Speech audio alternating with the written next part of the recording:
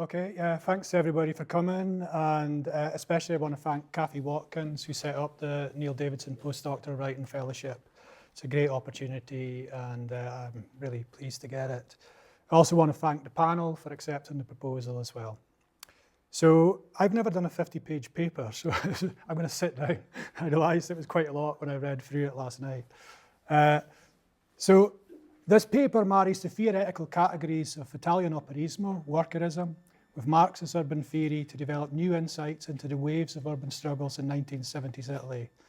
Rent strikes, occupations, demands for public housing, auto-reduction struggles, in transport and electricity, struggles over social reproduction. It aims to show what urban theory can bring to Operaismo and what Operaismo can bring to urban theory.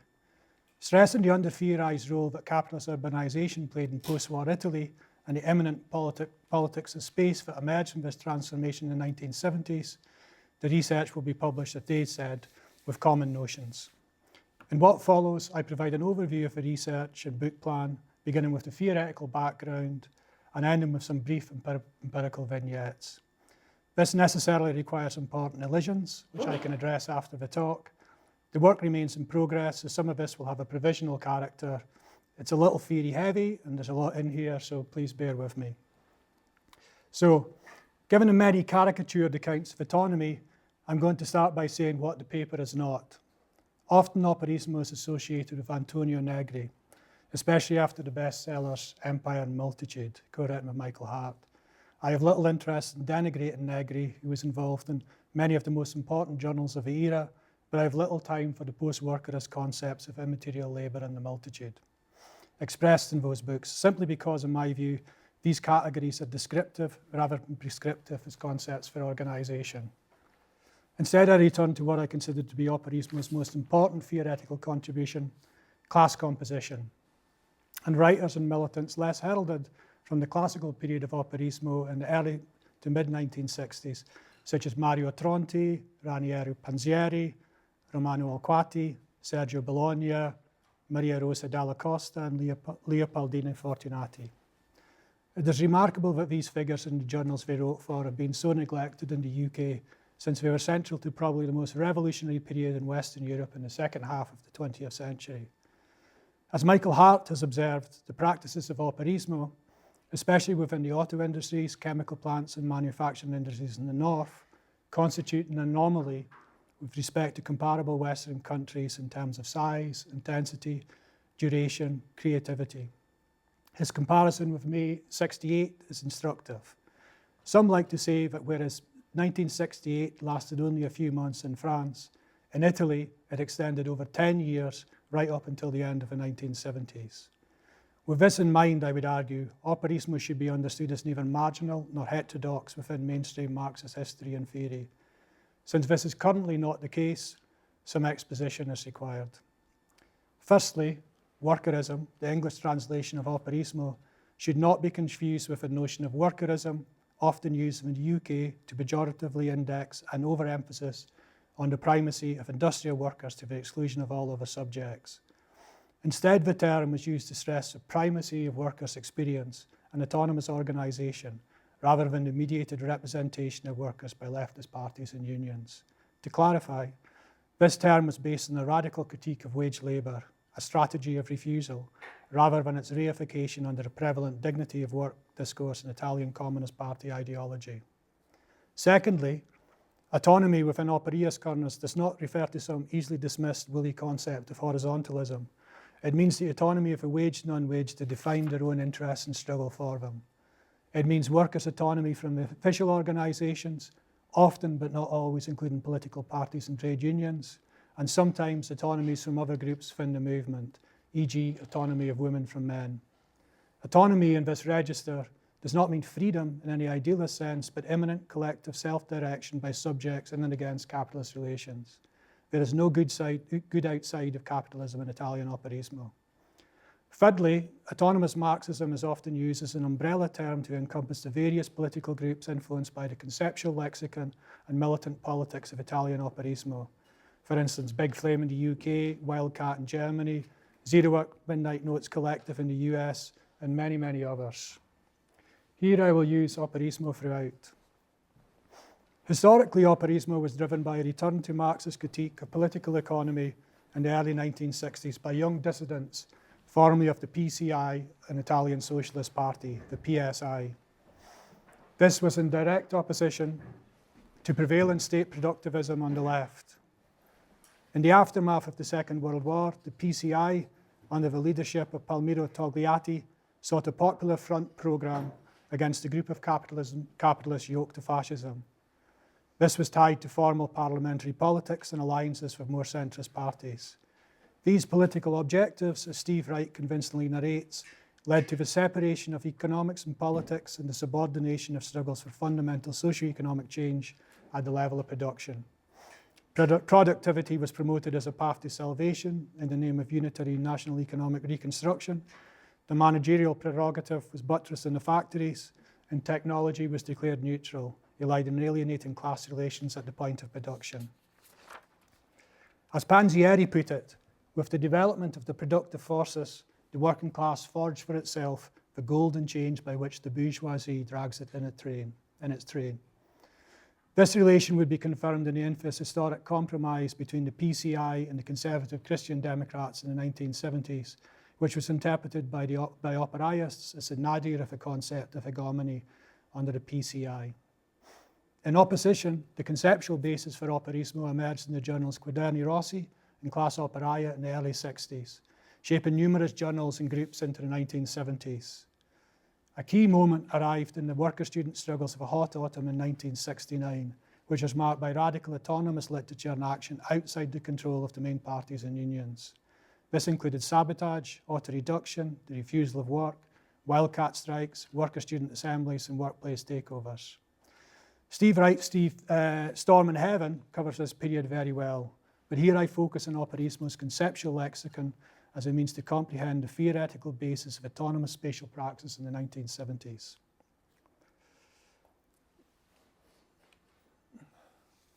Probably the most celebrated concept to be developed within Operaismo was Mario Tronti's Copernican revolution of class perspectives, which inverted standard understandings of capitalist development and class relations by arguing that the working class was the dynamic motor of capital, and capital a function of the working class. First elucidated in Tronti's essay, Lenin in England, in 1964, here is the most renowned passage. We too have worked with a concept that puts capitalist development first and worker second. This is a mistake, and now we have to turn the problem on its head, reverse the polarity, and start again from the beginning. And the beginning is the class struggle of the working class. If the development of capitalism is dependent on labour, Tronti argued, then labour is the greatest threat to capitalism, and the refusal of a work must be the primary objective. Workers have no time for the dignity of labour, he argued. The pride of the producer they leave entirely to the boss. Indeed, only the boss now remains to declaim eulogies in praise of labour. The strategy of refusal in the milieu did not pertain to romantic or individualised exodus, though, but rather a strategic and collective negation of the conditions of labour. As Negri wrote in Domination and Sabotage in 1977, the refusal of work is not an invention that puts its faith in development, nor is it an invention which feigns the non-existence of the dominance of capital. It is neither a utopian flight of fancy, nor a quietist retreat into the isolated consciousness. It faces foursquare, that collective relationship which alone permits us to introduce a logic of class separation. The critique of the planner state was another important tendency within Operaismo. Raniero Panzieri produced the foundational text here, characterising planning as a pseudo-neutral, pseudo-objective form of capitalist domination, thus providing the first demystifying analysis of technological rationality and state productivism produced by an Italian Marxist. Positions arising from the Keynesian matrix, he argued, represented genuine ideologies, reflecting late capitalist development and the degeneration of working class activity and its reabsorption into capitalist development. Treating science and technique as socially neutral forces meant the repetition of capitalist forms in the relations of production, both at the factory level and at the level of overall social production. I said I wouldn't talk about Negri, but it seems I'm doing that. So Negri developed these insights from Tronti and Panzieri in an influential essay on Keynes in 1967. Following the 1917 Bolshevik Revolution, he argued the capitalist class was forced to recognise working class demands as a necessary feature that the state would have to accommodate. The genius of Keynes, he argued, in the early 30s was to comprehend capitalism's inherent crisis-prone tendencies and mark that this was a heretical position for a classical economist even now, and advocate the need for state intervention to mediate class conflict and guarantee economic equilibrium by including the working class in capital's plans. According to Negri, the problem for Keynes was how to recognise the political emergence of the working class while finding new means of politically controlling this new class within the workings of the system. The admission of working class autonomy had to be accompanied by the ability to control it politically. The material basis of this intervention was the plan of state and the technological path of repression. But by integrating the antagonism of workers within the production process, Negri contended in a signature Operaist move, capital would thenceforth have to contend with the working class as a driver of development and its recomposition at a higher level of massification and socialization. This leads us to the concept of class composition, which underpins my notion of spatial composition. With an acute understanding of the close imbrication between forms of struggle and forms of production, class composition is, according to Alberto Toscano, a theory of praxis or subjectivation on the one hand and a theory of historical change on the other. It addresses a number of long-standing issues within anti-capitalist movements, the relation of heterogeneous class subjectivities to contemporary struggle, the construction of agency-orientated approach that neither forsake determinate analysis nor romanticize fragmented forms of resistance, the relationship between workplace struggle and social reproduction, between the waged and the unwaged. Here I address class composition through three main themes: technical, historical, and political. A Protean relation between technical and political composition is common to all iterations of class composition. Sergio Bologna defined technical composition as the totality of socio-professional contents and its associated culture of work, and political composition as the totality of autonomous and class-conscious ways of behaving and their associated cultures of working class insubordination. For Alberto Battaglia, the scope of class composition is the bond between bodies and instruments of labour, between workers' outlooks and behaviours, and the form of production, between objective facts, material conditions, and subjective ones, autonomous political behaviour. In my own definition, technical composition pertains to organised capitalist production, including the division of labour, technological development, planning, supervision and discipline. Political composition indexed the degree to which waged and unwaged subjects make collective social force, the overcoming of divisions in and between wage workers and non-wage workers, and the extension of unified organisation, a basis for counterpower. These iterations of class composition pose inquiries into the political composition of a class as a mitigation against reified notions of an essentialised working class inherited by the PCI and many other left organisations. Sergio Bologna's detailed historiography of the ascendancy of the mass worker and decline of the skilled professional worker in the 20th century shows the relevance of historical readings of class composition analysis. In his study of self-managed workers and factory council movements of the 1920s in Germany and Italy, he surmised that their positive attitudes towards technology and their willingness to self-manage the production process arose because of their position as highly skilled professional craft workers. Yet, he contended, the arrival of Fordist mass production and the mass worker decomposed these cultures of self-management, just as they were being affirmed in the shape of workers' councils. Ford's innovations, he said, represented the progressive extinction of a kind of worker who had ties to his machine, to his company, and to his craft. A highly skilled worker of the engineering industry was to give way to the modern assembly line worker, who was de-skilled, without roots, highly mobile and interchangeable. But if Fordism displaced one mode of political antagonism in the form of workers' councils, Fordism, Bologna contended, was of fundamental political importance because of its role in the tendential development of assembly line work and the mass worker.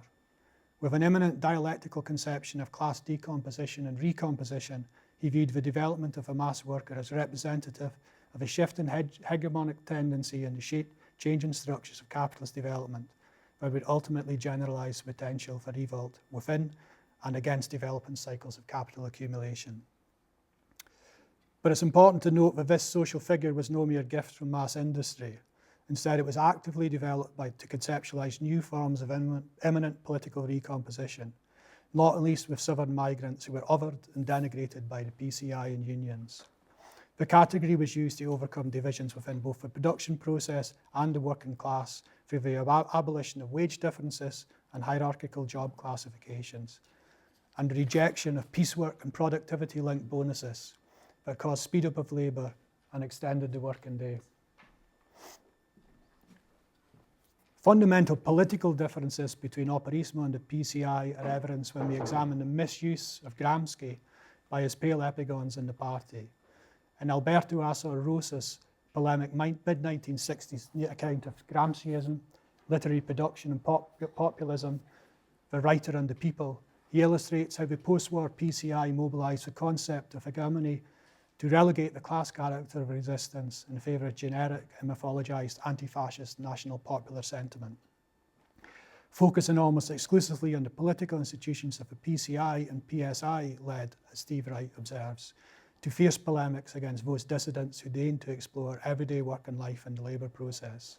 Wherever fell outside the party, fell outside history, and vice versa, contended Mariucci Salvati, with a vaunted Gramscian organic intellectual becoming in practice only organic to the party machine. For Sergio Bologna, class composition theory replaced the debased concept of hegemony under the wishy-washiness of the orphans of Togliatti. I'd really like to know if the translator got that one right, or just, it sounds really great. This entailed a return to the workers in the hidden abode of production. The US journal Zero Work provides an excellent fourfold framework for such composition analysis, proceeding directly from the viewpoint of the working class. First is the analysis of the struggles themselves, their content, their direction, how they developed and how they circulated. Second, we study the dynamic of the different sectors of the working class, the way these sectors affect each other, and thus the relation of the working class with capital. Third, we consider the relationship between the working class and official organisations, that is, trade unions, the workers' parties, welfare organisations, etc. Fourth, all these aspects have to be related to the capitalist initiative in terms of general social planning, investment, technological innovations, employment, and the institutional setting of capitalist society. So essentially, political composition in this iteration involves the autonomy of worker struggles, the overthrow of workplace divisions, the circulation of massification of struggles, the creation of new unities between different sectors of the class, and an expansion of the boundaries of what the working class comes to include. And I think probably most importantly is the notion that the working class does not identify itself with the unions or leftist parties, although may engage with them. It does.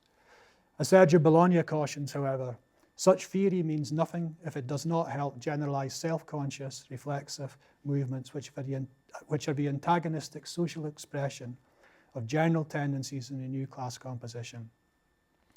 So here my argument shifts to contend that the tendency of post-war urbanization has been neglected in studies of Italian Operaismo, obscuring the question of a new spatial composition of capital.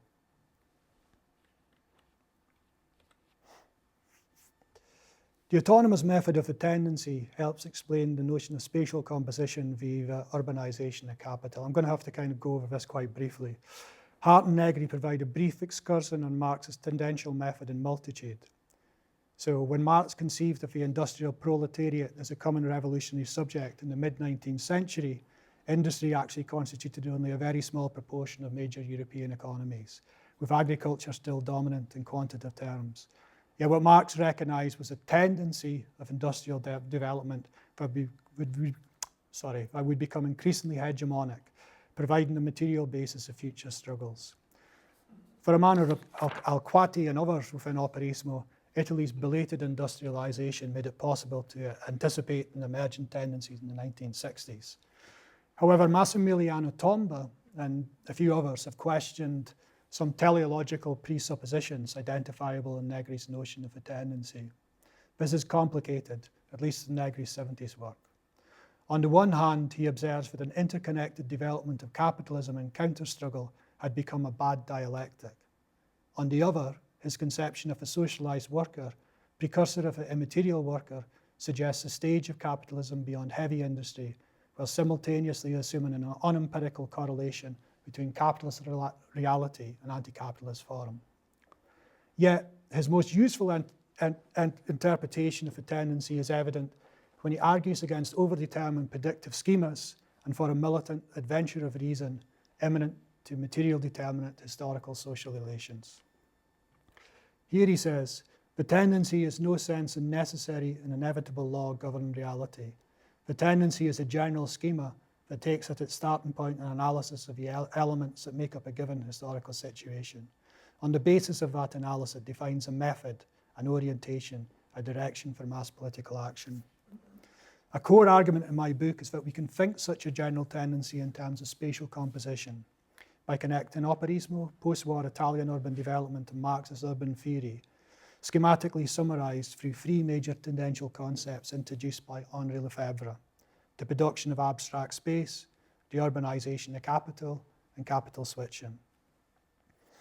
Underpinning Lefebvre's notion of a production of space is his concept of abstract space, based on what Hegel termed the concrete universal, meaning that the concepts of production and the act of producing have a certain abstract universality, importantly within the shifting temporal relations of capitalism.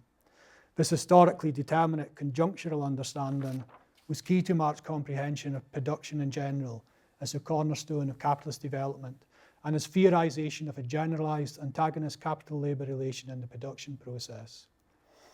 Lefebvre applied a similar understanding spatially through the concepts of abstract space, which he argued corresponds to abstract labor, Marx's designation for labor in general.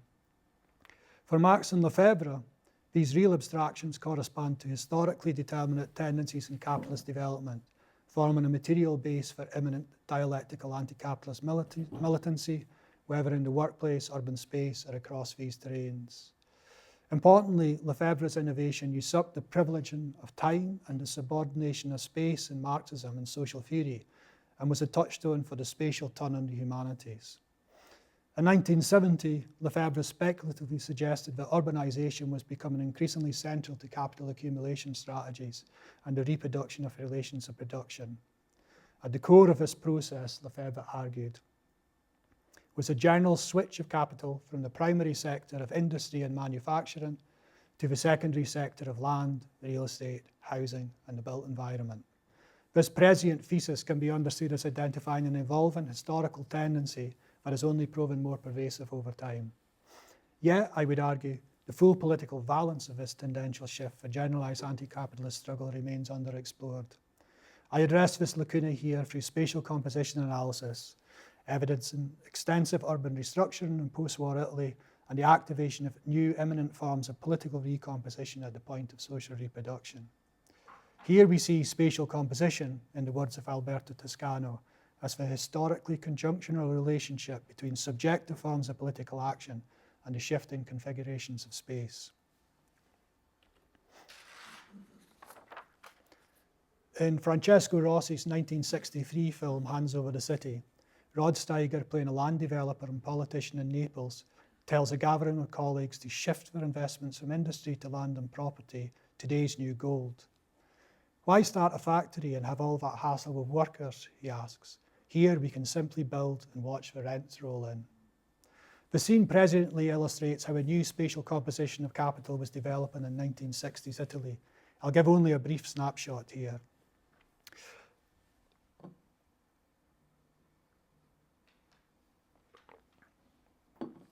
For Sergio Bologna in his 1977 classic, The Tribe of Moles, restructuring of capital in the 1970s was a response to worldwide monetary crisis and rising workers' demands. The relations he outlines between industrial decline, the planner state, and the property market closely parallel the capital switching thesis outlined by Lefebvre, where the restructuring of Italian capital entailed reinvestment in lucrative internal land and property markets, with the built environment becoming the first refuge for petrodollars, real estate investment trusts, insurance companies, pension funds, and all kinds of speculative activity. The use of public and private capital for financial speculation in housing construction and real estate appropriated vast sums which could not advantageously be invested in production. Corrupt land bargaining via payoffs and granting of planning permission. The PCI and the Christian Democrats were equally culpable for that. Facilitated capital diversification and the construction cycle function as a pump to drain income away from workers and redistribute it to the middle classes on the one hand and to the construction interests on the other. Prefiguring contemporary discussions around liquidity and financialization in the built environment, Bologna observed how specific financial structures were created by the state to make capital more fungible. City centres were now subject to a series of crisis-derived speculative vehicles which accelerated the transfer of property deeds and gave, what he says, is a considerable impulse to the velocity of circulation of money without it passing through a process of production. If the credit industry and the rentier economy expanded significantly in the 1970s, the directly productive side of urbanisation in Italy's post-war housing reform had long been marked by profit-laden construction dynamics. In the decade from 1953, construction sector growth ran at 12.1% annually compared to 8.2% in industry. And up to 500,000 workers were employed in the construction and transportation sectors compared to 120,000 industrial jobs. Between 1950 and 1967, 17 million Italians moved from one district to another, especially from rural to urban areas from south to north. This placed an enormous pressure on existing urban infrastructure and centred the construction industry and Italian political economy. Between 1960 and 1975, housing construction accounted for as much as 25 to 30% of total fixed capital investment in Italy, a significantly higher ratio than more industrialised countries in Europe. By 1971, overcrowding was endemic, shantytowns spread throughout the large industrial cities, and rents consumed up to 40% of wages in parallel with steep inflationary rises in the cost of living. The main state housing agency, GESCAL, did little to mediate this situation. Italy held only 78% of state-built housing as a percentage of overall housing stock in 1977, while Belgium, Great Britain, France and Holland ranged from 45% to 75%. In this context, Bologna argued that proletarian struggles for the reconquest of city centres should be understood as starting from city planning as a space of intervention in class dynamics, with political recomposition beginning from a base of dishomogeneity, including hitherto marginalised sections of the working class, such as women, migrants, the low-waged and the unemployed. The Operaismo social factory concept would seem to be highly suggestive for these new forms of autonomous struggle in 1970s, but again, this story is a little complicated. In this paper, I kind of deal with the social factory concept in quite a lot of detail, especially it was a part of a book on subsumption, which publication's been held back for about 3 years, but hopefully it'll come out soon. Without being named as such, the social factory thesis originated in the early 60s in Tronti's Factory and Society and Social Capital in the Quaterni Rossi journal. Here, he posited the extension of real subsumption across the entirety of social relations. At the highest level of capitalist development, he said, the social relation is transformed into a moment of the relation of production. The whole of society is turned into an articulation of production. That is, the whole of society lives as a function of the factory, and the factory extends its exclusive domination to the whole of society. Yet Tronti's all-encompassing view of real subsumption is never clearly defined despite the grandeur of its claims. In Factor and Society, a spatial understanding of the whole process of circulation is implied by Tronti's suggestion of a differentiated yet unitary relation between production, circulation, distribution and consumption. But here we are presented instead with a rather homogeneous, undifferentiated conception of social relations that leaves little room for explicating experiential differences within the working class. In the social relation of capitalist production, he says, the generalization of production expresses itself as a hypostasization of society, when specifically capitalist production has already weaved the whole web of social relations, it itself emerges as a generic social relation. Real subsumption here turns into total subsumption, a false totality, losing all empirical traction. As Steve Wright observes, the centrality that Operaismo gave to the immediate production process severely restricted testing the social factory hypothesis on the grounds of class composition beyond the factory walls. A better understanding of what Giovanni Bossi called the capitalist use of articulation of territory required an analysis of circulation and reproduction that was undeveloped within Operaismo. And you should say as well that there's a lack of differentiation between what's productive and what's non-productive. I think that becomes important in later discussions. So the problem of housings, health, transport, and social life and workers' experience lay largely outside the purview of analysis. Nevertheless, as Harry Cleaver observes, extra-parliamentary autonomous groups such as Lotta Continua and autonomous feminist organisations grasp not only the theoretical concept of the social factory, but also the key role of the struggle of non-factory workers, most of whom are women. The concluding sections briefly sketch these struggles in turn. So, the right to the city slogan derived from Henri Lefebvre and popularised by David Harvey may seem appropriate for the struggles of territorial community activism in 1970s Italy.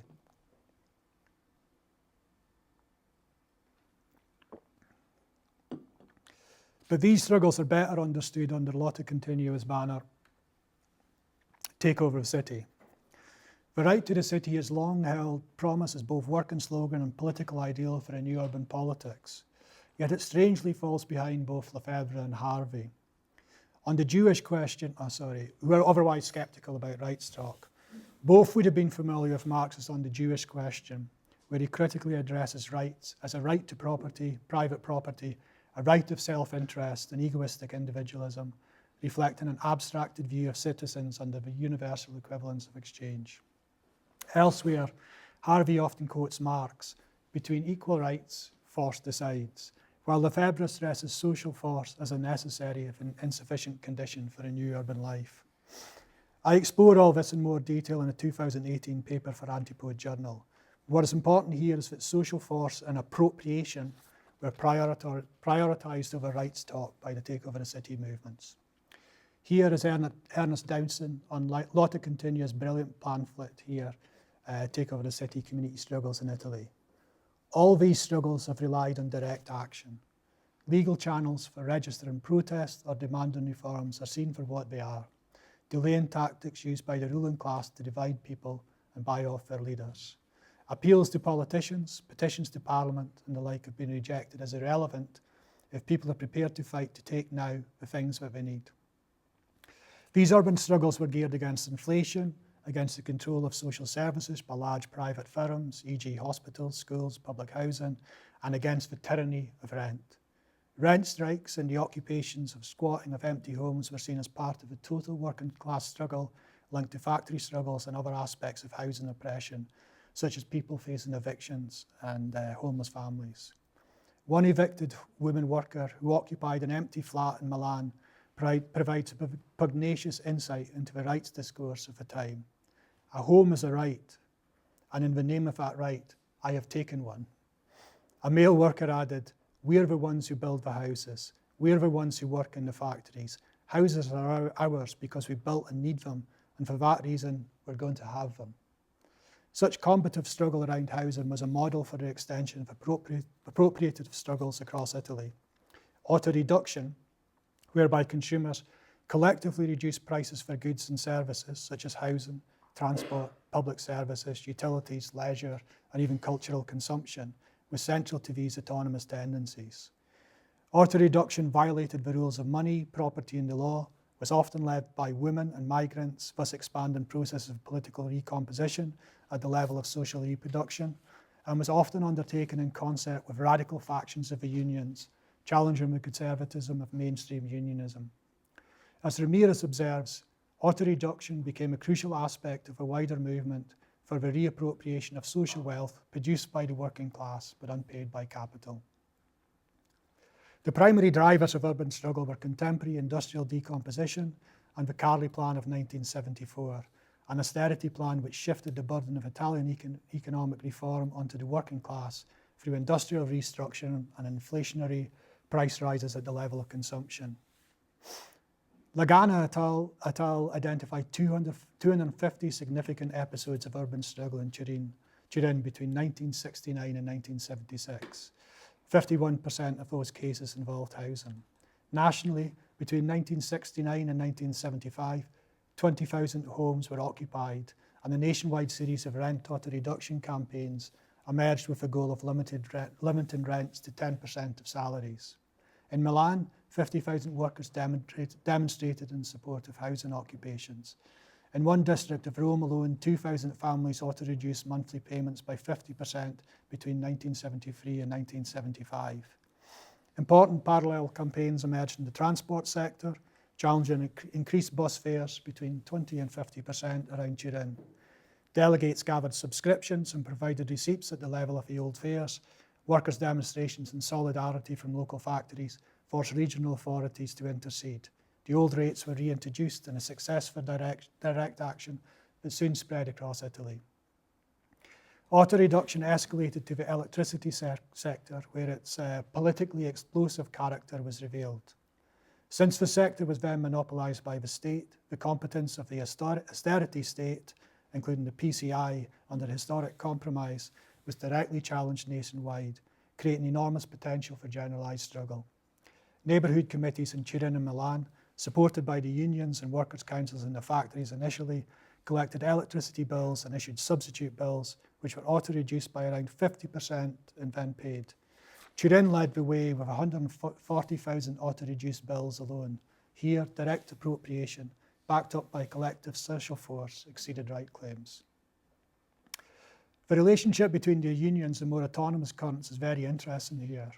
For Ramirez, the struggles around transport and utilities were most potent in neighbourhoods where they were woven together with squatting and rent auto-reduction. It was the neighbourhood assemblies who maintained the self-reduction movement once the unions incorporated auto-reduction at the factory level. Mediation from above was designed to prove the disciplinary legitimacy of the organised left. Historic compromise broke many autonomous links between neighbourhood and factory. However, the auto-reduction movement was notably strongest in Turin, where the unions involved had a relatively open position to the autonomous left and relative autonomy from the national leadership. This allowed strong links to be established between the local unions, left militants, and neighbourhood assemblies, with the latter maintaining considerable autonomy. Okay, so from a Marxist feminist perspective, a lot of feminista and wages for housework network were descendants of Operaismo through the Potero Operaia group. The decisive contribution of wages for housework, this will be familiar to a lot of people, was to correct the gendered lacuna in Marx's analysis by arguing that the reproduction of labour power is central to the reproduction of capitalist relations. As such, wages for housework demanded state wages for housework involved in giving birth to, raising, disciplining, and servicing the work of production. The conceptual influence of Operaismo is evident in the refusal of work and social factory concepts. The strategy of refusal is apparent in Silvia Federici's characterization, for instance, in 1975 of wages against housework.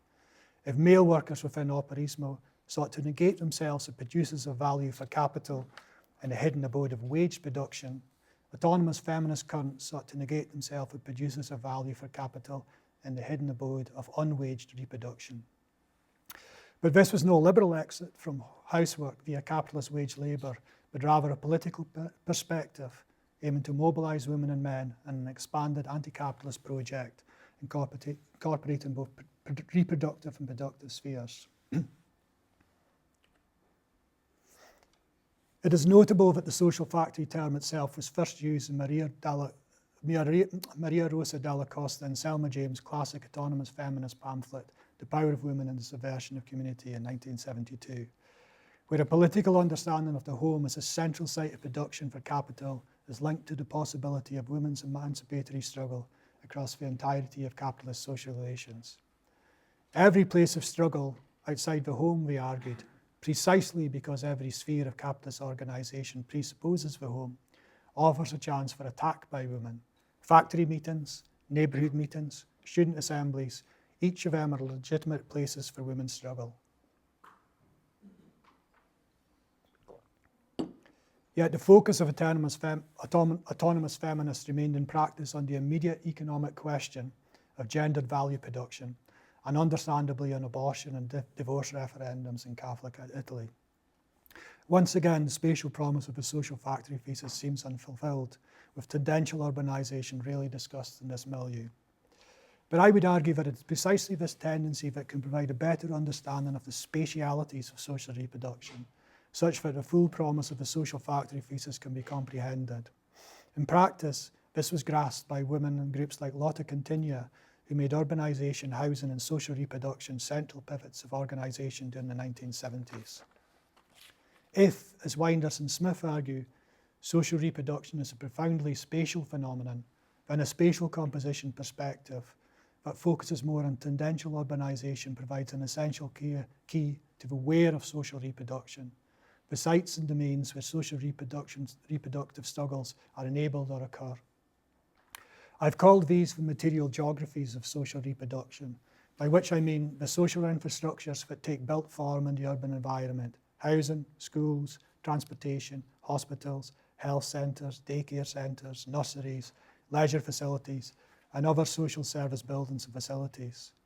Returning to the urban social reproductive struggles of the 1970s, at a theoretical level, according to Lotta Continua, women grasped how urban restructuring was reshaping their practical social experiences and recognised that wage gains made inside the factories were being countered by the use of inflation and property speculation in the domestic sphere. As Ramirez observes, capital and state were intent on exploiting the sexual division of labour by targeting the sphere of consumption. Yet this strategy only revealed with clarity, he said, the importance of a home as a unit of production and housewives as protagonists of struggle against capitalist planning in this sphere. The central concern of women in these struggles, as Kiriko observes, was evidenced by the iterations of collective living, often based on women's social reproductive needs. Autonomous daycare centres, communal kitchens, and women-led reproductive health centres were established in numerous occupied buildings to meet pressing social needs, while at the same time subverting, atomising architectural design to suit better the needs of women. As Maud Brack, who's at the history department here, has shown, the provision of autonomous women-led health centres across Italy in this period was one of the most striking material manifestations of feminist social reproduction theory. Just in time. I'll just tidy up now. So to conclude, I just want to outline some tentative lessons for a politics of space that might be gleaned from the Italian experience. Firstly, space matters. Urbanisation and housing are increasingly central to the political economies of much of the world, evidenced in soaring costs for land, mortgages, and rental properties. As such, the built environment can no longer be seen as a secondary contradiction, given the resurgence of a rentier and pervasive nature of the privatisation and commodification of space. It is now central to the reproduction of capitalism and social reproduction more generally. This does not mean sidelining labour struggles, but does suggest that these struggles will not be enough to address the current conditions of capital accumulation. Thinking through the spatial composition of capital, I've argued, is one way to address these concerns in an imminent dialectical manner. Secondly, as numerous operaia stress, wage gains in the workplace are routinely rendered meaningless through inflation at the level of consumption. Again, the point here is not to undervalue labour struggles, but defending the social wage in times of austerity necessarily also requires struggling in the area of consumption and social reproduction. What is required, I would argue, is a double front between productive and reproductive spheres, which are anyhow closely imbricated. Thirdly, as Federici argues, organising communally and forcing the state to pay for the satisfaction of social needs is quite different from asking the state to organise communal production. Without collective self-organisation and organised social force, social movements remain passive and dependent on the state and capital. The takeover of city movements provide stellar models in this regard, suggesting potential outlines for political recomposition in line with Lefebvre's conception of generalised territorial autogestion, which is basically self-management across productive and reproductive spheres. Fourthly, given the above, the struggles of women in the area of social reproduction must be understood as a struggle for everyone who struggles against capitalism.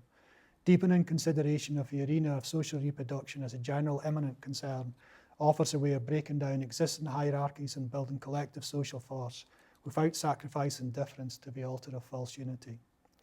Related to this and the question of spatial composition, how can we focus more on the material geographies of social infrastructure of social reproduction, housing, social centres, community spaces, in order to use up the privatisation of space? Finally, there is a basic banality in class composition theory, often overlooked in contemporary political praxis. That is, anti-capitalist political struggle tends to be more effective, extensive, and generalised when challenging the historically specific materiality of contemporary exploitation with all its divisions and partitions.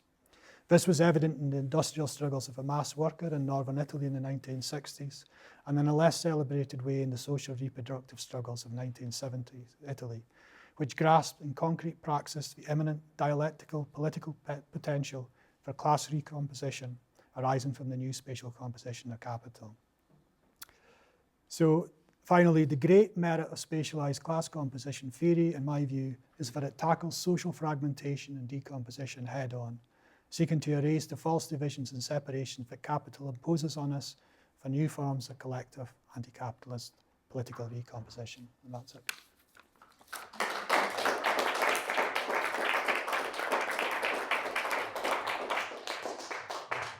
Thanks, Dave, for a really kind of detailed and fine-grained, but I think really kind of engaging exposition of Italian Operaismo, and also really useful to draw some of those kind of lessons for contemporary struggles. Are there any sort of questions or thoughts? Yeah, Chris? That's excellent. I followed most of it, I think. But I don't have a question, I just have a comment. And it's, as I understand the idea of the urban restructuring in post-World War Italy and shifting configurations of space, as I sort of followed that dialectic as you laid it out, it does resonate with Huey P. Newton's view that, really contrary to Marx, that the lumpen proletariat, the black lumpen proletariat at least, was the most revolutionary element in society because it was cut off from the trade unions and it was alienated by political parties. And Newton could see that the rapid ghettoization of Black America was driving more and more of us into deprived and desperately overcrowded spaces. And on that basis, he believed that it was possible to organize Black people neighborhood by neighborhood as a kind of response to, extreme poverty and rapacious landlords, retailers, and of course, police brutality and killings. And this was all happening around the same time. Yeah. In the 1970s. I mean, people think that it sort of ended, as you say, with 1968 and 1969, but yeah, the Black Panther Party really just got started in 1969, and so a lot of these programs and a lot of the ideas that we had were implemented in the 1970s around the same time, as discovered here. So I just wanted to make that comment and maybe get a response. Yeah, of how some of the ideas you mentioned really did apply at the same time and continue, to apply. Yeah, I think that's very, very relevant. And actually, the Operaismo was very influenced by the IWW, and precisely for this reason that it wasn't mediated by state democracy, as much of Europe was at that time. So the conflict between workers and the capital was much more direct. But there's also, I think that what Lefebvre did was very, very interesting as a Marxist, and it's kind of a little bit under-acknowledged, was this. I mentioned in the paper that there was a privileging of time over space, because if you think about it for Marxism, then production is crucial, and how is production measured? By socially necessary labour time. So time has been privileged within Marxist discourse for a long, long time. And Lefebvre's manoeuvre was to shift this discipline and say that space wasn't an empty container. And within geography, there's people like Doreen Massey who've said a lot about that, or Ed Soha, for instance, and was a way of challenging this privileging of time over space. And I guess Harvey in particular is sometimes kind of treated as a little bit secondary within the kind of Marxist canon. And I think that's because people don't really understand that what he's doing is talking about the geographies of accumulation. And he's shifting away from Capital Volume 1 to talk about Volume 2 and Volume 3. Volume 2 is circulation, Volume 3 is finance and consumption. So, you know, there's a lot going on there that I actually will deal with in a lot more depth in the book. But also in a kind of more basic sense, is it Ed Bunge? You know, the Bunge, who was Bill Bunge. Sorry, Bill Bunge has a really interesting paper on social reproduction and Antipode in the early 70s, where he basically argues that, you know, although industrial relations were privileged in Marxist analysis in the 70s, where most people lived was in homes. You know, and they spent their time in neighbourhoods, and many people were unemployed and so on. So one of the ways I've tried to address this spatial composition was looking again at the 1915 rent strikes in Glasgow. So there's a kind of common narrative of that has some basis in truth. So these struggles were enacted, led by women largely, but not just by women, of course. But there's a kind of narrative, especially this comes from Castells actually, that the success of a campaign would never have worked without the industrial proletariat from the shipyards stepping in. And that's obviously a very, very powerful force to intercede on behalf of the rent struggles. But what I would argue was that the rent struggles were happening before the industrial workers ever came about. So they initiated the struggles, and that kind of argument tends to take away from those struggles that were there. And also problematically, I think, as a lesson, we don't have those industrial struggles to depend on, you know, in terms of interceding on behalf of community struggles at the moment. So where do we go with that? So rather the point would be to emphasize those community struggles. Does that make sense? We still have the 5 and 4 neighborhoods. Yeah, we still have rent, you know. And I think there's also this relationship that is very, very interesting as well. There's a very good paper by Michael Hudson on this, which the name of it I forget. And it's that the 19th century commentators thought the rentier was gone. You know, they thought with industrialization, you know, and Keynes talked about the euthanasia for rentier in the 1930s. But clearly that hasn't happened. You know, and Marx was part of that. There was Adam Smith, and all the main classical economists thought that. But Marx also thought that. Marx and Engels also thought that. But that didn't pan out, you know. And now what we can see is that urbanization has become extremely pivotal to pretty much every national political economy. You can see when you look out and you see any cranes in Glasgow, they're not building factories, are they? You know, they're building build-to-rent housing, student housing. And if you look across pretty much any city in Britain, I mean, Britain's always been pretty bad in terms of its industrial manufacturing sector.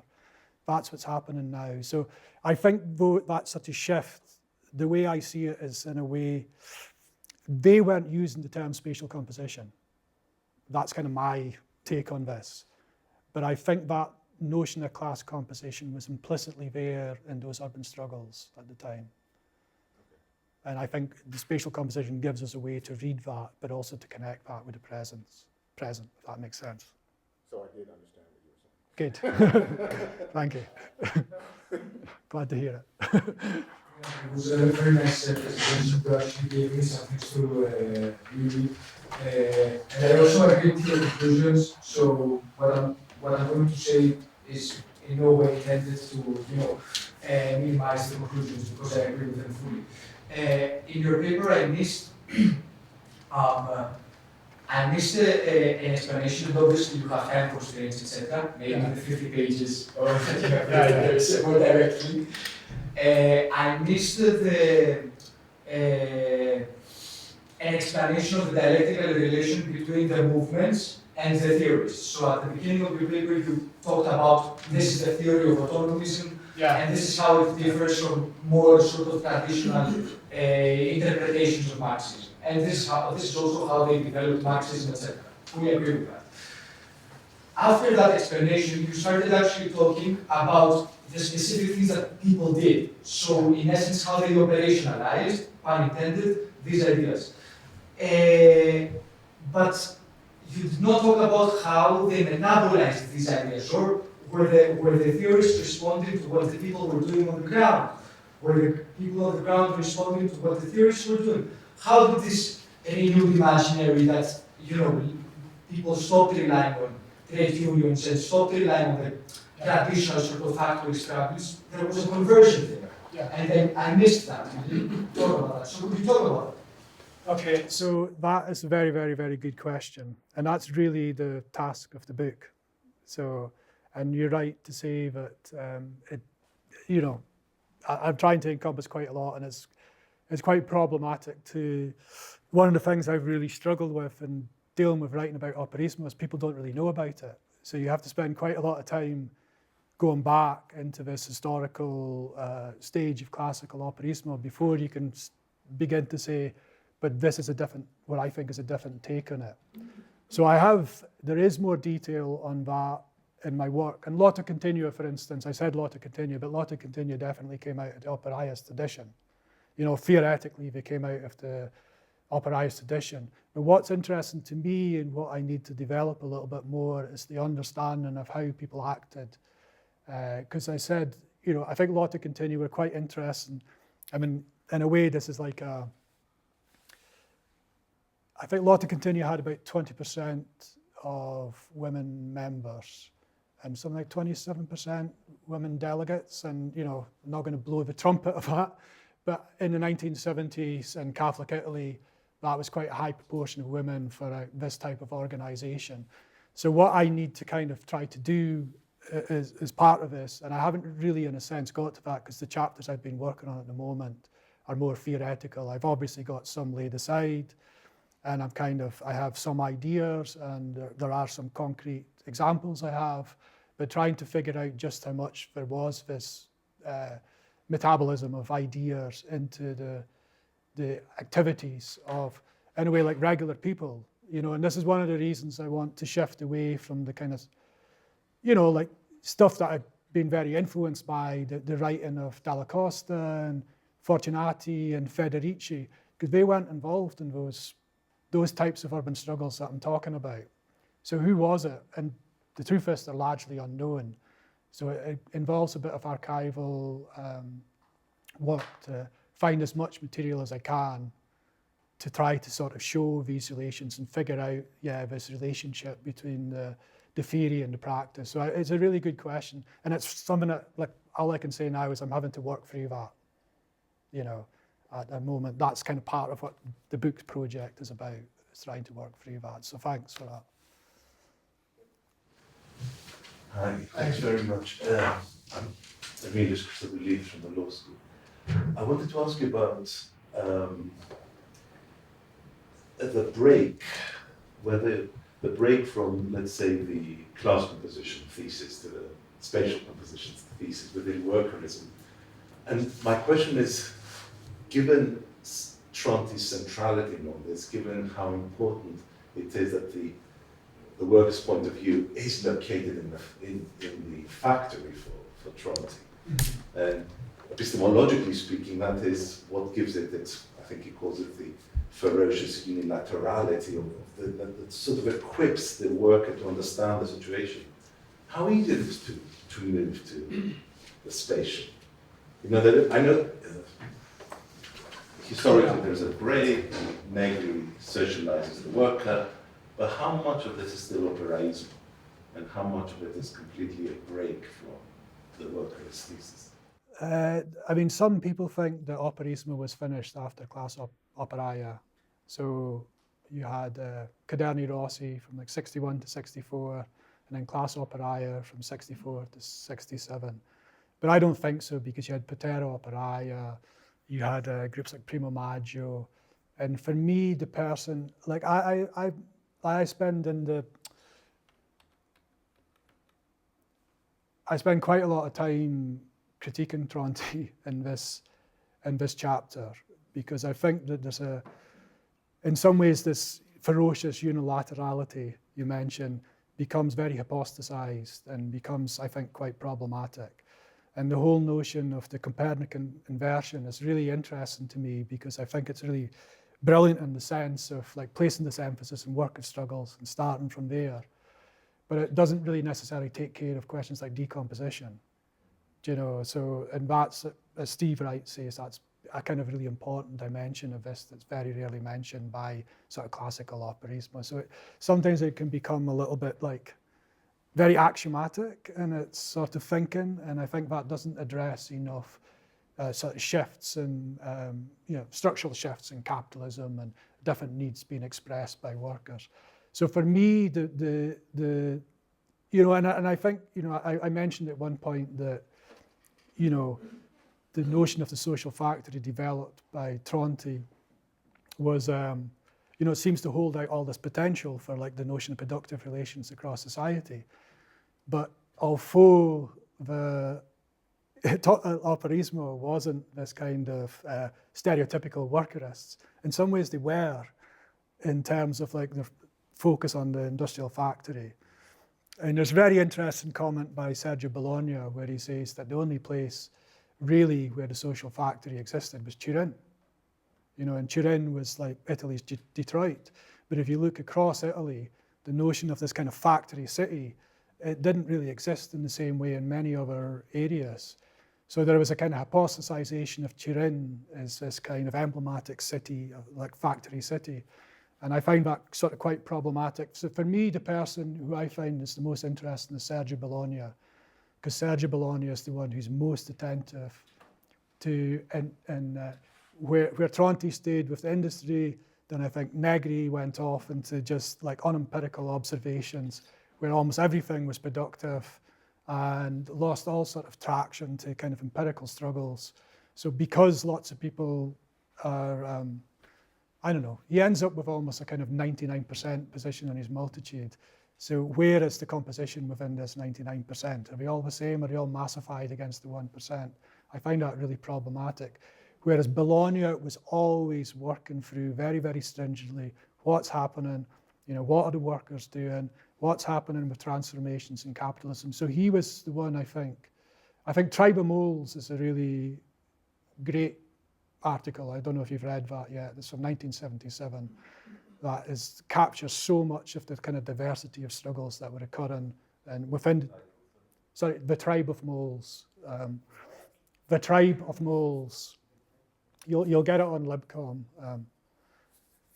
Yeah, it captures so much of the diversity of struggles in the 1970s, but also links to finance. Primo Maggio were doing a lot of work on finance from, say, 1974. So he was very aware of urban struggles and so on. And yeah, so kind of, yeah, I think that's part of the Operaist tradition, is to get back to your question, for sure. Yeah, definitely. I think, sorry, just one final point now. I think with Negri, that goes to post-Operaismo. The immaterial worker, the cognitive labourer, that then becomes, I think, post-Operaismo. David? Yeah, kind of followed from that. Literally, the question you thought was much better formulation of what I was trying to formulate in my brain, but kind of like, I was kind of, I suppose, relating that sort of theme about, you know, the sort of institutional mediation of like prior struggle, how it's institutionalised, and like, you know, trade unions, the state, and all the rest of it. And obviously, like, you know, what you're discussing here, they're coming from a kind of substratum where there's that critique of how labour capital sort of compromises are made and seeking to go beyond it. And I was interested about how, you know, it was quite clear you were giving examples of like, you know, struggles in the home and stuff like that as anti-capitalist struggles, and there was a very kind of overt, you know, understanding that these struggles were taking place in kind of anti-capitalist sort of framing. So I guess that brings me to, you know, like the context of today's struggles, like, you know, and in the UK and in Scotland, and you know, we don't have that institutional substratum, but at the moment I would say that the left are trying to rebuild some institutions. Like trade unions are getting much more organised again, and also like in the housing struggle, like living rent and stuff like that, there's like the attempt to build tenants unions. However, the question is like, given the differentialised spatialities that we have in this kind of post-neoliberal sort of context, where critiques are now much more sort of centred.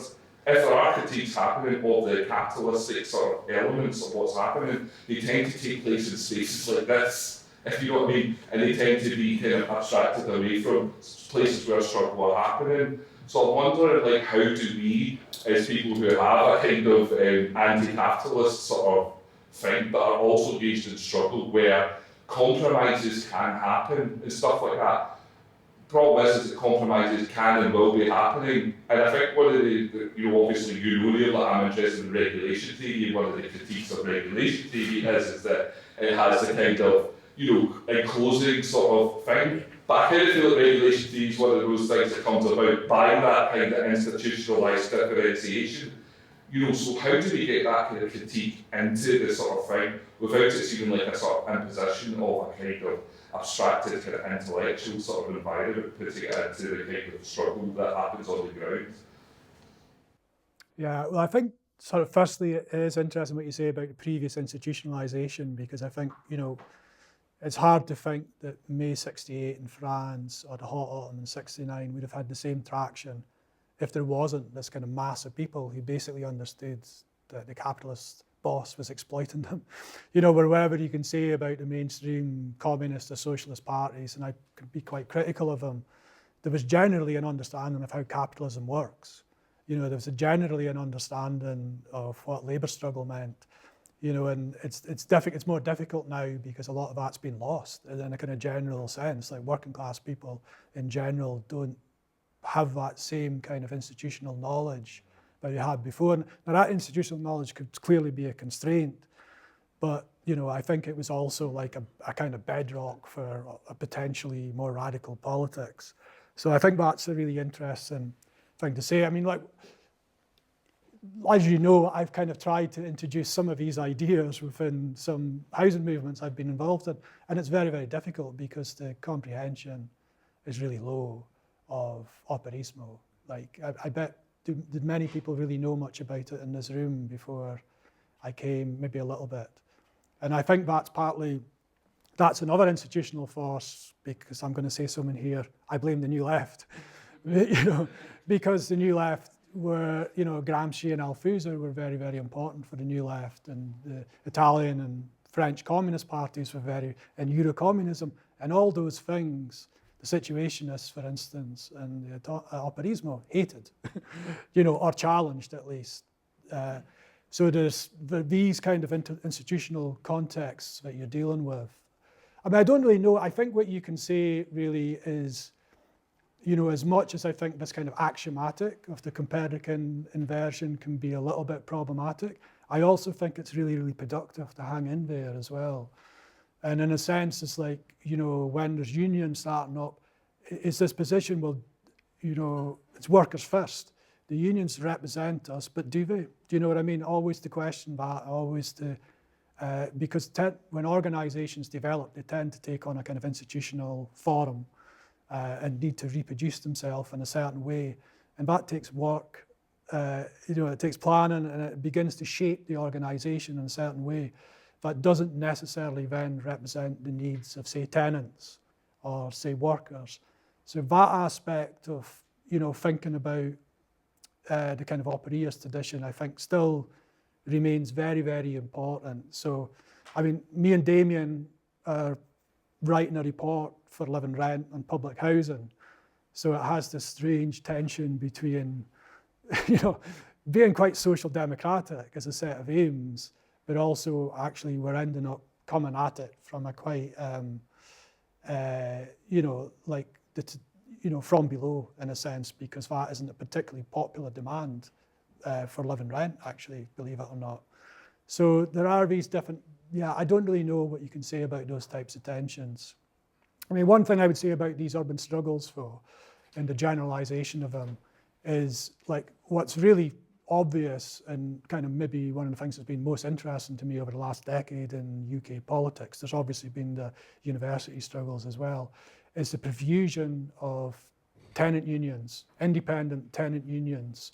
So CATU in Ireland, London Renters Union, Live and Rent in Scotland, ACON, Manchester Housing Action Group, all, you know, really, really directly dealing with this new composition, spatial composition of capital, but doing it from an independent perspective. All of those groups are independent, all of them started unions, not all of them have started unions, but they're all independent housing organizations, and all of them have grown quite exponentially, especially in relationship to very specific transformation, urban transformation of the expansion of the private rented sector especially. And now more and more of them are beginning to look at public social housing, so beginning to look at the housing system overall. So that for me is like, you know, not necessarily coming out of that Operaismo tradition, but it gives a kind of sense of like how a new spatial composition is being kind of dealt with in a kind of dialectical way by the tenants movement. Are there any other questions or thoughts or interventions? Yeah, Bridget? Well, thank you very much. I found that very illuminating. I wanted to ask you about David Harvey, if you could expand a little bit on what you were saying about the growth of capital accumulation in urbanisation. Marcuse in the 1960s movement was very clear to point out that students shouldn't be seen as the heir to the industrial proletariat. He thought that was a very mistaken reading of what was happening in 1968. Nevertheless, some people have argued that the move to making studies commodified, making the student a customer, was the result of the 1968 student movement. That this was a repressive reaction by the state to that movement. On the other hand, David Harvey seems to be arguing that the move into capital accumulation through student loans, through student housing, and a general emphasis on using the city as a basis of financial capital operations is entirely independent of that.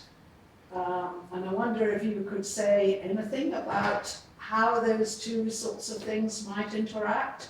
Was there a movement into making students fee payers where they had previously been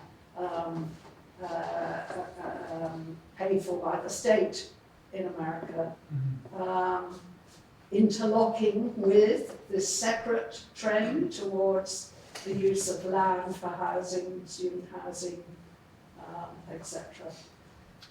Yeah, I don't know if I could really answer that very well. I mean, I think there is the commodification of education, and with that becomes the land and property holdings of educational institutes. So, you know, there definitely has been, but that's kind of maybe a broader commodification of universities.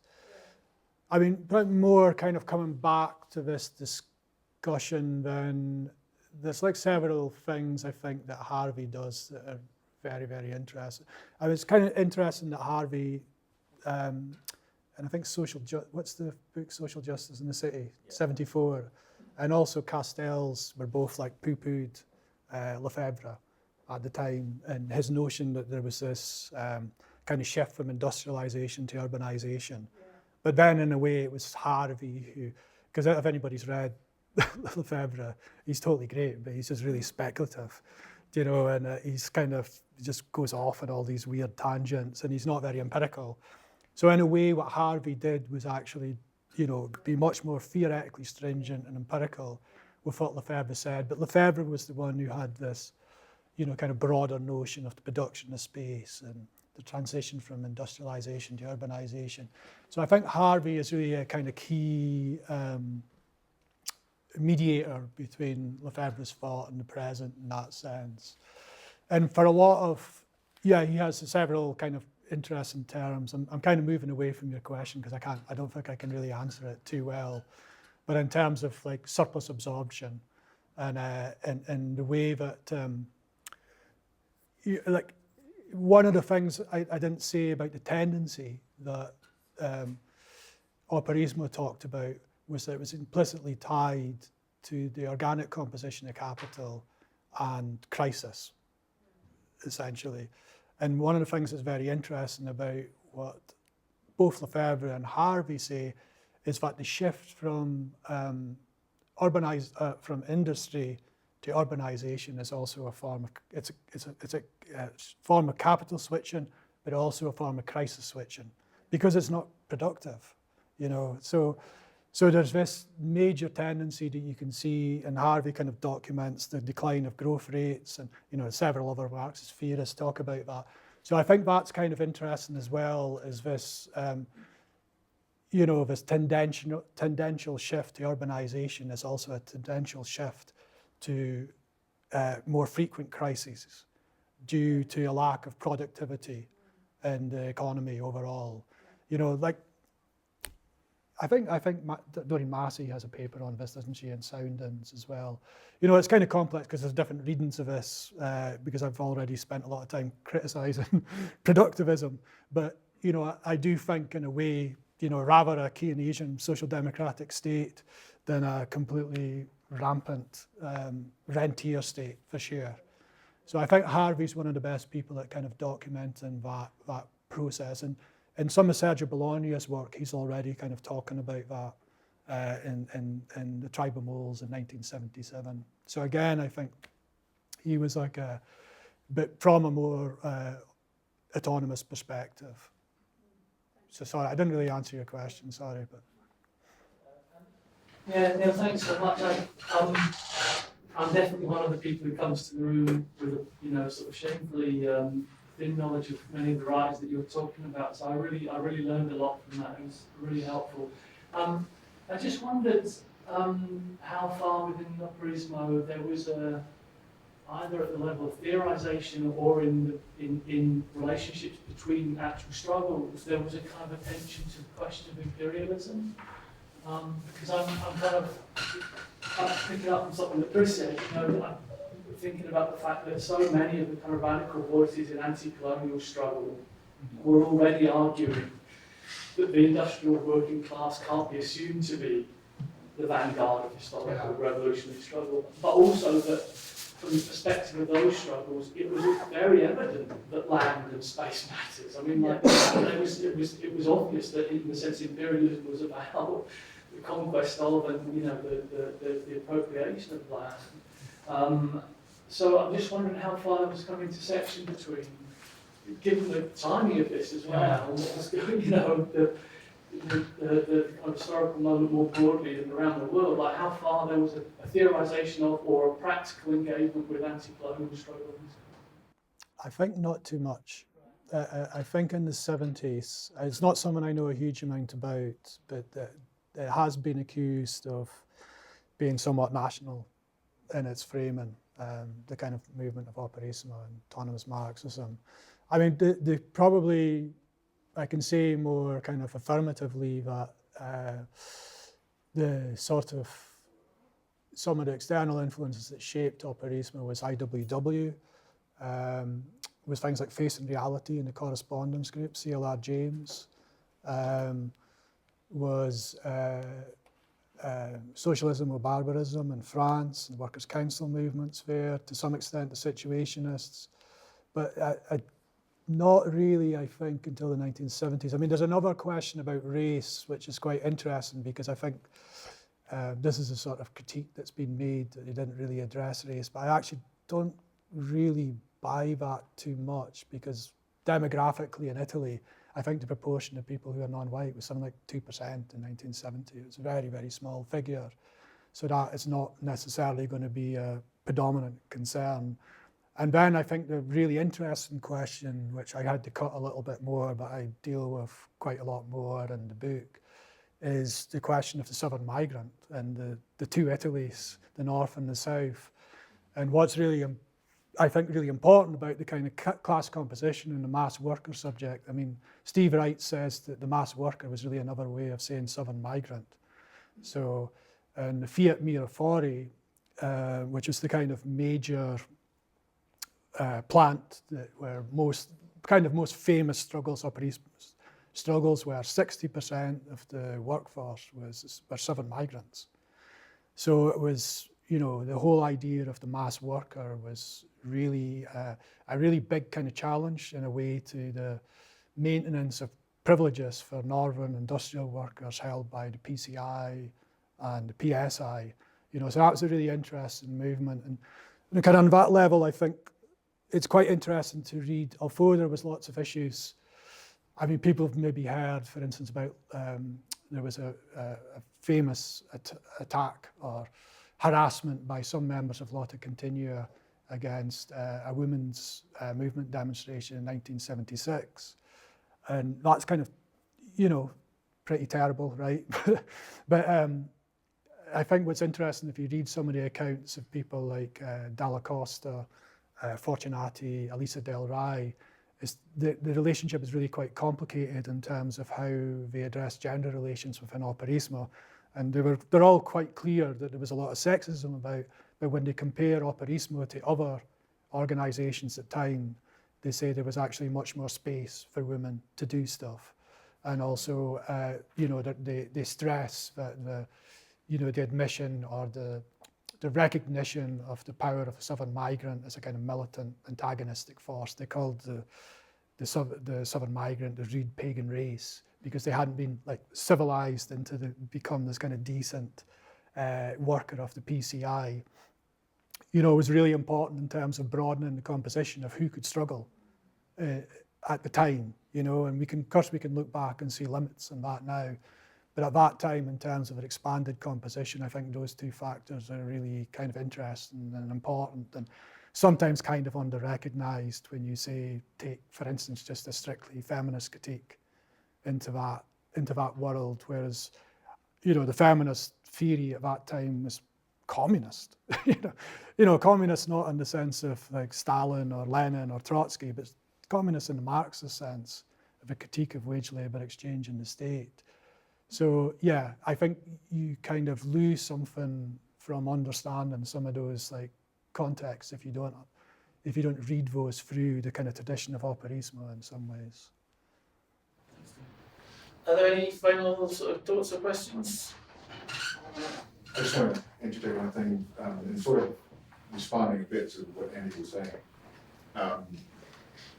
The Black Panther Party was really not interested in reaching out to or making alliances with European sort of radical left movements, with the exception of Sinn Féin and the IRA. They did actually build a coalition with them, but they were focused mostly on the global South and the revolutionary movements that were sort of in process or in power in the global South. So I would be surprised if there had been any interaction between that anti-colonial, anti-imperialist movement and the one that exists in Italy. Yeah, it's surprising, but I think there was some developments in the 70s, but I don't know much about them.